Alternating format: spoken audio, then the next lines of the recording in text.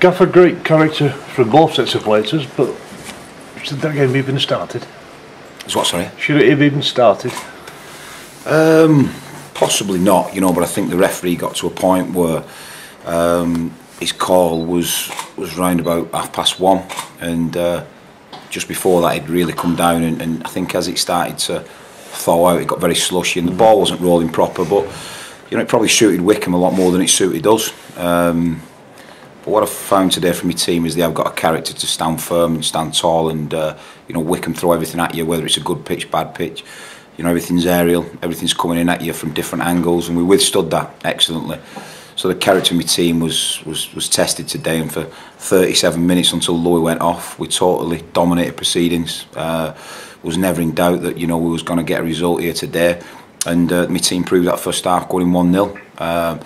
The referee does his job, and his team of referees or linesmen or assistant referees, what we've got to call them now, then he gives a foul on Adam Alab for a push that he was giving in the second half, and it's an handball, 1,000,000% handball. So in the same incident, he's got two decisions wrong. That can't be right.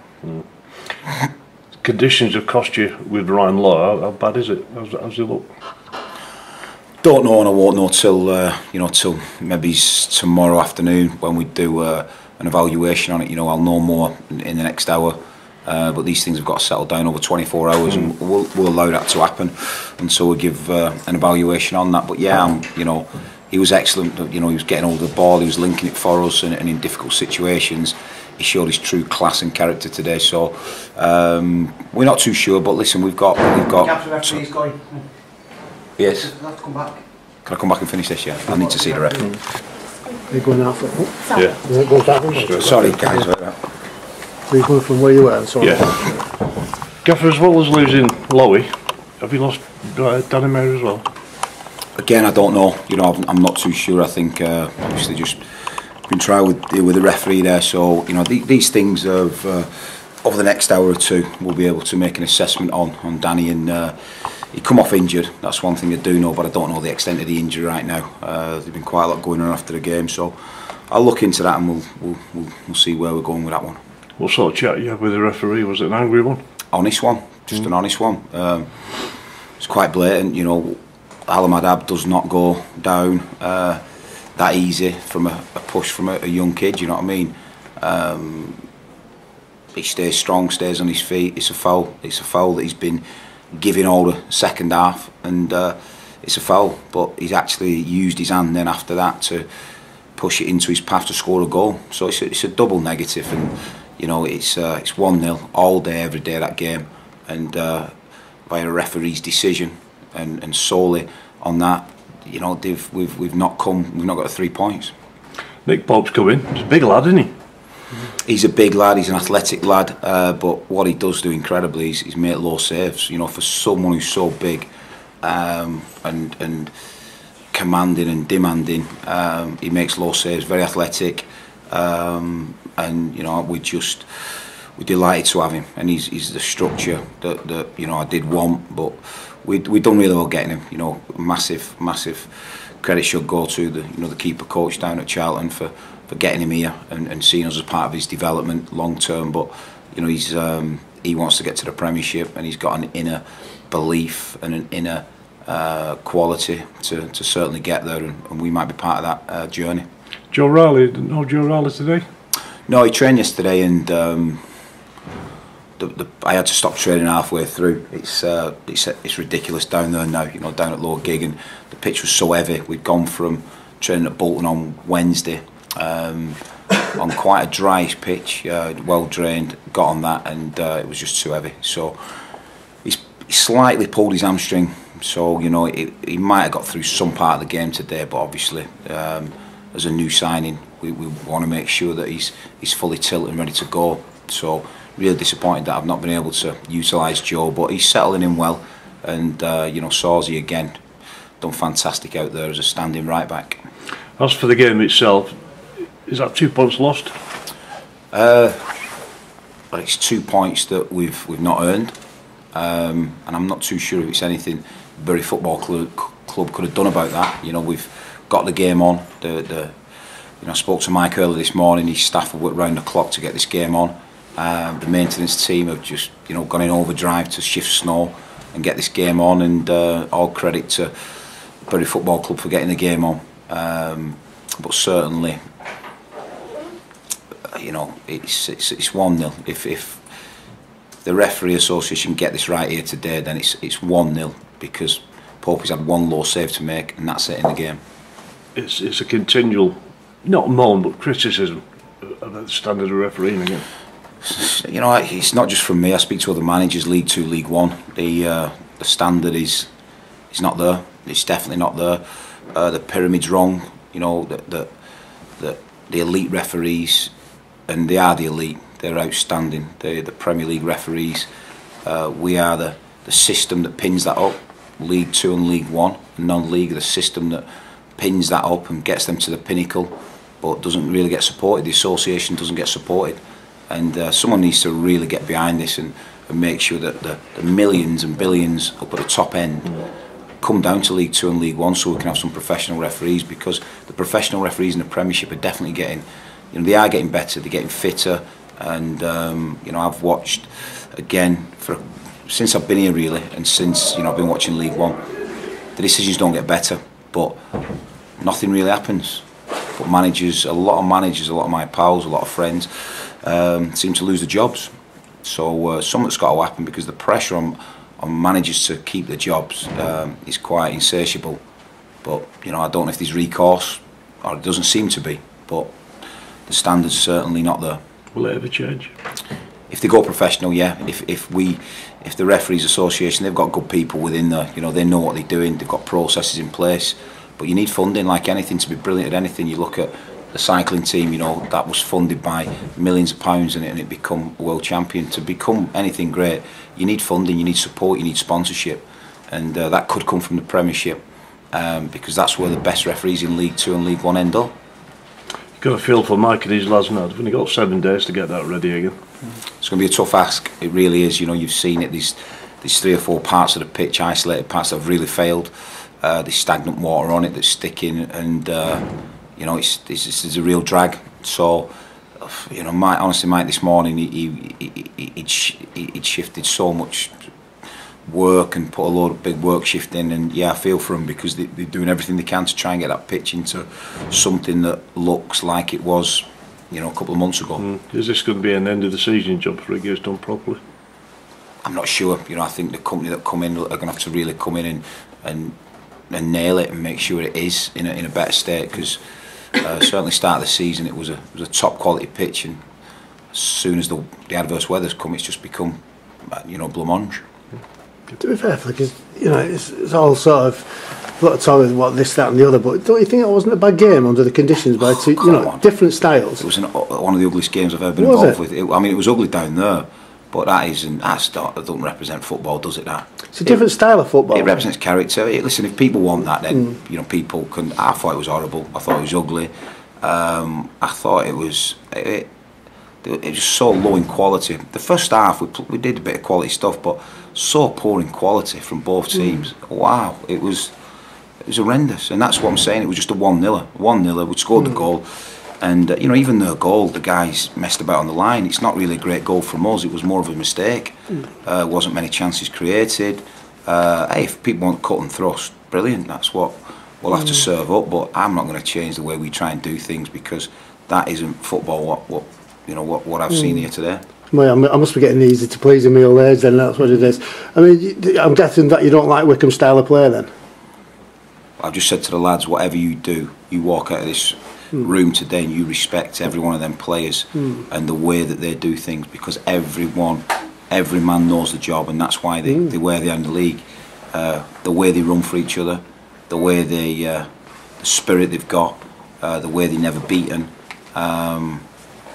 It's quite incredible, and that's what they've built their success off this season. So, we have hopefully learned something today from a Wycombe team that, 1, never gives up, 2, runs as hard as any team in this league, and every one of them does their job for each other. So I'm a massive admirer of Wycombe's spirit. So by implication then, Bury don't have that sort of You can't have because they're top of the league. So what do you think your lads are lacking in that respect then? Because I've never said that lack of spirit and lack of all the things you mentioned there is something that from the sidelines. I learned something. No, am I reading that wrong? You've totally misread me. We learn something every day. So the learning for me, the learning example today is that's why they are the top of the league, because they do not stop running. They do not stop. They're all on task, and at times this season we've not been on task. You know, with the way we play and the way we try and do things, there's a different task that I'm asking from this group of players. Yeah, so they're just different styles, different ways of playing. But you know, at times when a cross should be coming, I've said it on many occasions. When we've lost games, it's because we've not scored. You know, and we've made the wrong decision at that time. Now that's being on task. They don't make wrong decisions. Right. They don't make bad decisions. They know when to put it in. They know where to put it in. They know where it's going, and they execute with a high precision. When we've not done that, we've not won games. So you mentioned that lad Pope before. He walks in here and he looks like a keeper, doesn't he? He's got structure. He's got stature. He's got a great willingness to, you know, to become as good as keeper he can be, but he's got that stature, he's got that style, he's got a command, he's got presence as well. When he comes in the room, he's got presence, he's got a character about him.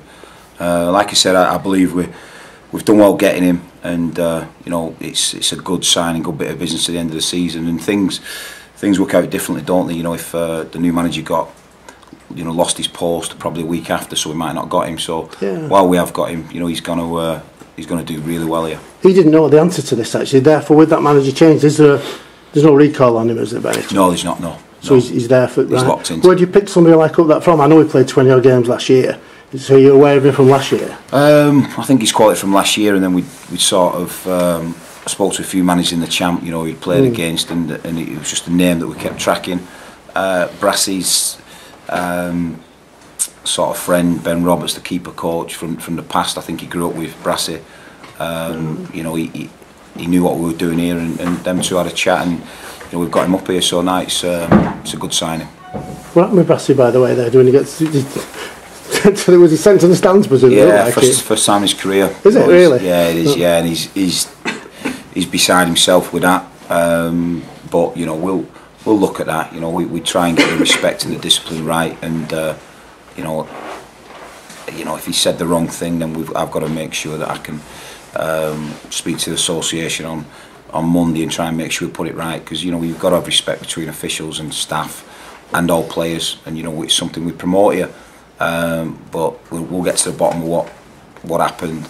But you know, it's an emotional game, isn't it? Well, do you think sometimes things are in the heat of the moment, and sometimes people should just think, all right, it's in the heat of the moment? You know? Yeah.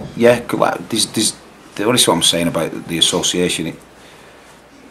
Black and white don't help anyone, does it? No. You know, sometimes it's got to be great, it's got to be common sense. Yeah. And I was lucky to play in the era that referees could speak to you, knew how to speak to you, and knew just how to calm you down and say the right thing. And you know, but we don't. You know, everything's black and white. Everything's, you know, on a fax. Everything's on an email.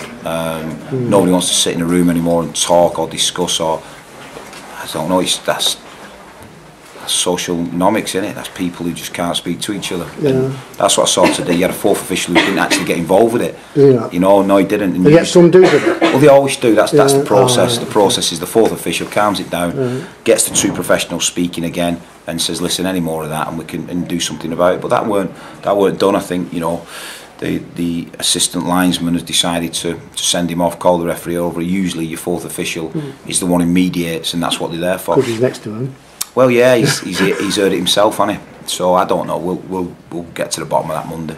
Did you get any joy when you went to see the referee, by the way, just before? I mean, are these one-sided conversations? I try and go in for a different reason than most managers, you know, to try and blame someone. It's not about who's right or who's wrong. It's about what's right. And there's no way I'm ever going to understand a centre half of Almadab's stature jumping on the floor. You know, it's a foul. It's a clear foul, and he's used his arm to benefit the penalty. So, whichever way you look at it, whichever way I look at that, the referee's got it wrong. I'm lucky because I've seen it. The referees can't see it till Monday, and that's it. So, you just hope that the next manager gets it right, and that's what I'm saying. There's there's no quick solution to getting the refereeing situation right in League Two and League One. Listen, I'm not bitter. I'm here to try and get the refereeing situation better, but I'm not too sure it will. Where do you stand on bringing ex-professionals through as referees? I think it has to happen. I think it's a close shop at times, you know. I think it has to happen. There's a reason why players don't do it, and I'm not too sure what that reason is. I don't know why they don't. I think it's a fantastic career to be involved with.